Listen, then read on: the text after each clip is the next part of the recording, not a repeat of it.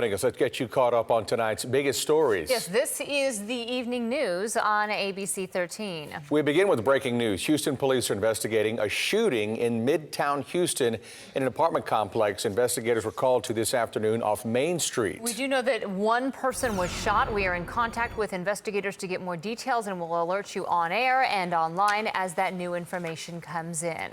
A contractor is accused of ripping off Hurricane Harvey survivors who hired him to help rebuild their homes after the storm. Investigators say Keith Johnson stole more than $300,000 from at least 6 victims after they say he made promises, he took their money and never did the work. Well, today those alleged victims spoke out about this case. ABC 13's Stefania Okoli has more.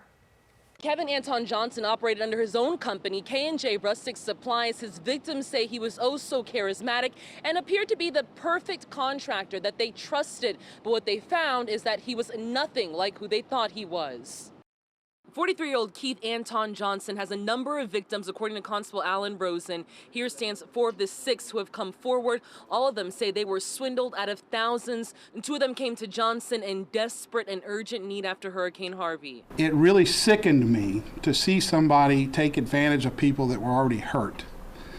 So it was very important to me that we bring this person to justice. He really integrated himself with a lot of, you're my favorite, whatever to work with.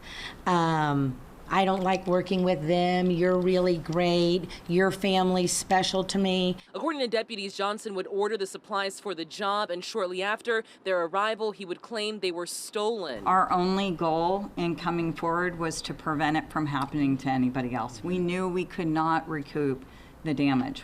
Victims and deputies tell us earlier today that his actions even impacted his subcontractors. They say he failed to pay them as well. I'm Stefania Okoli, ABC 13 Eyewitness News. And now to that deadly botched drug raid. Attorneys hired by the family of Regina Nicholas claim she was killed by a bullet shot from outside of her home. This comes as 2 Houston police officers recently testified before a federal grand jury.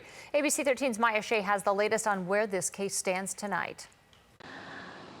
A day after 2 Houston police officers spoke to a federal grand jury, more blockbuster revelations about the botched Harding Street raid that happened last January. Today specifically, attorneys for Regina Nicholas' family released a lot of legal documents and results of their private investigation, saying Regina Nicholas was killed by a gunshot that came from outside the house, and police officers, they believe, shot her without ever seeing her. It's a shame you're sitting in your house, minding your own business, and somebody shoots you. John Nicholas wants his sister's name cleared. Regina and her husband, Dennis Tuttle, were shot during a botched drug raid in January. And today, the family's attorney says its private investigator uncovered substantial evidence Houston police investigators missed. He found over 10 rounds, 10 bullets that were fired on the day Regina Nicholas was killed. Lawyers for the family says its investigation shows Regina was shot from the outside by a police officer who could not see her. In addition, there are extra shots fired into the house after the couple was apparently already dead. Somebody held a gun and fired 2 bullets into a wall. That revelation, along with the fact that a federal grand jury is already hearing from witnesses, means experts we talked to say criminal charges could be a few months away. If there is going to be a federal charge, I would expect there to be relatively soon, that meaning maybe 6 months if they're already at this stage. It's important to note that neither the feds nor the district attorney's office would comment specifically on where their investigation is or when the criminal charges could be filed. It's still quite a ways away if that were to occur at all. For now, we're reporting from near the Museum District. Maya Shea, ABC 13 Eyewitness News. An update in the disappearance and death of 4-year-old Malia Davis. A grand jury indicted the only person charged in her death, Darian Vance, for the felony offense of tampering with evidence. This indictment comes weeks after prosecutors charged Vance with the same crime. Officials say after prosecutors received the final autopsy report, which stated Davis was killed by homicidal violence. As we know, Malia Davis vanished in April. Her remains were discovered in Arkansas on May 31st. A pattern of excessive force against minorities. That's what one attorney is claiming against the Baytown Police Department. The latest case being brought up is one that you first saw here on 13. A man beaten and tased in a parking lot seconds after being told that he's free to go. ABC 13's Micah Hatfield is in Baytown with more. This is the parking lot off of Garth Road where Kedrick Crawford was thrown to the ground by Baytown police officers. He's not answering calls from their internal affairs department about filing a complaint. He and his attorney are going straight to the Department of Justice because they say this problem is much bigger than just Crawford's case. They gonna do what they gonna do. They gonna do what they gonna do. If he talk to them, don't talk to them, they gonna conclude that the police was justified yet again in assaulting and battering another minority. With or without Kedrick Crawford's participation, the Baytown Police Department is doing their own investigation. That's according to a statement given Thursday. If they find criminal wrongdoing, that's when the Harris County District Attorney's Office says they would get involved. I knew that for a fact that they was not trying to just beat up a person. They was actually trying to kill me. Body camera video of Crawford's arrest is hard to watch. Thrown to the ground next to his car, tased, punched, and bloodied, all while asking what he was being arrested for. He had pills in small bags that Baytown PD says looked like they were packaged to sell. Crawford says they were antibiotics for a spider bite. He only ended up being charged with assaulting a peace officer. Baytown PD tells ABC 13 that he resisted arrest. When I seen the video of what happened to Kedrick Crawford, I was disgusted. The amount of excessive force that's being used the entire time is ridiculous. Chelsea Rubin says Crawford is fortunate he did not end up dead like her mother. Pamela Turner was shot by a Baytown police officer who was attempting to serve her a warrant in May. The officer said she got a hold of his taser. Rubin says they still have not gotten justice for her mother's death.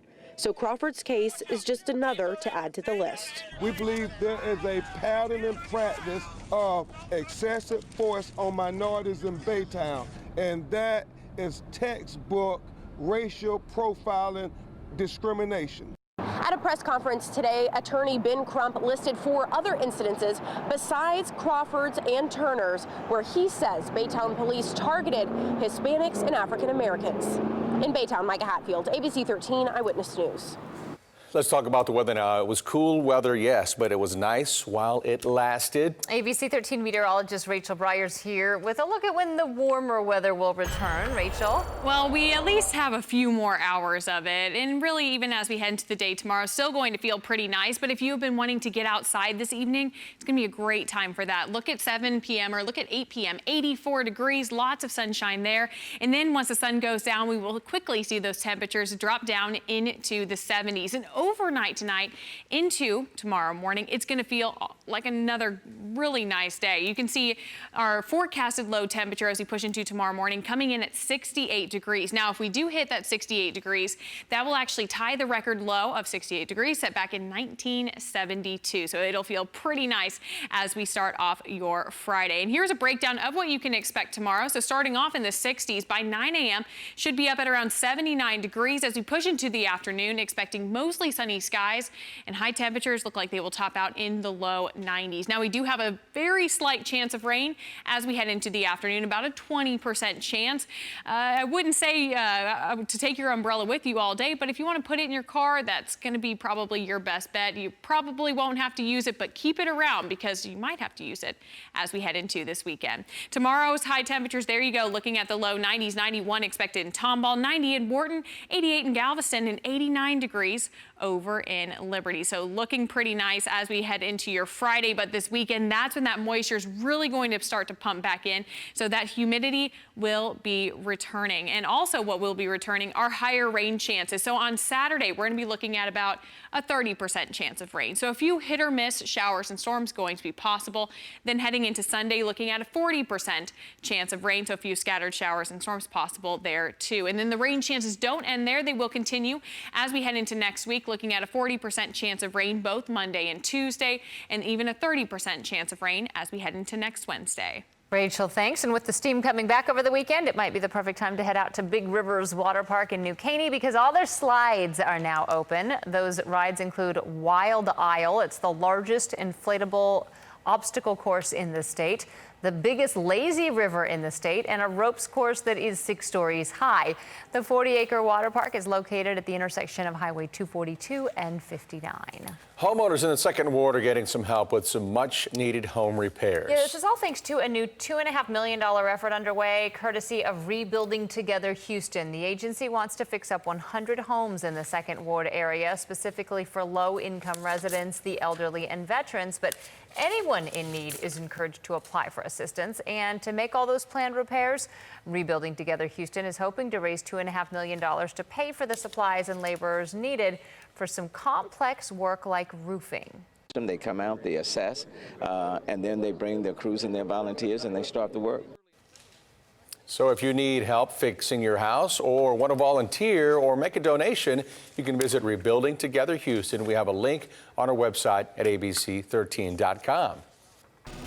Well, if you had plans to drive southbound on the 610 West Loop this weekend, maybe because you haven't been able to the past 2 weekends, well, unfortunately, we learned today that TxDOT will continue the plans, same as we've seen the past 2 weekends, and there will be a total weekend closure. So similar to what you've already seen, it's on the 610 West Loop. This will be southbound from I-10 Katy Freeway to Post Oak Road. Now, different than the past 2 weekends, it will start Friday at 9 p.m., so that's tomorrow, but it will only go until Sunday at 5 a.m. rather than Monday, so it is ending a little bit sooner than we've seen in the past.